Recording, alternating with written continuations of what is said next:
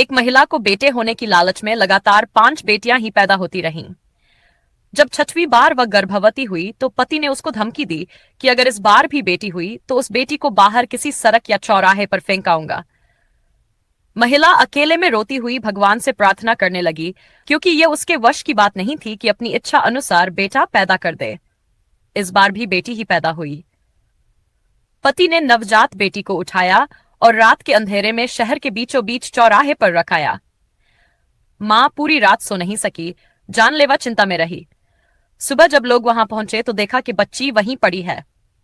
उसे जीवित रखने के लिए बाप बेटी को वापस घर लाया, लेकिन दूसरी रात फिर बेटी को उसी चौराहे पर रखाया। रोज यही होता रहा। हर बार पिता उस नवजात बेटी को बाहर रखाता और जब कोई उसे लेकर नहीं जाता तो मजबूरी में वापस उठा लाता। यहां तक कि उसका पिता एक दिन थक गया और भगवान की इच्छा समझकर शांत हो गया।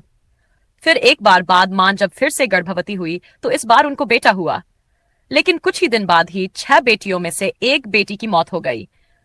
यहां तक कि मां 5 बार गर्भवती हुई और हर बार बेटे ही हुए, लेकिन हर बार उसकी बेटियों में से एक बेटी इस दुनिया से चली जाती। अध्यापिका की आंखों से आंसू गिरने लगे थे। उसने आंसू पोंछकर आगे कहना शुरू किया, अब सिर्फ एक ही बेटी जिंदा बची थी और वही बेटी थी जिससे बाप जान छुड़ाना चाह रहा था। एक दिन अचानक मां भी इस दुनिया से चली गई। इधर 5 बेटे और एक बेटी, सब धीरे धीरे बड़े हो गए। अध्यापक ने फिर कहा, पता है वह बेटी जो जिंदा बची रही, मैं ही हूं। मैंने अभी तक शादी इसलिए नहीं की कि मेरे पिता अब इतने ढीले हो गए हैं कि अपने हाथ से खाना भी नहीं खा सकते, और अब घर में और कोई नहीं है जो उनकी सेवा कर सके।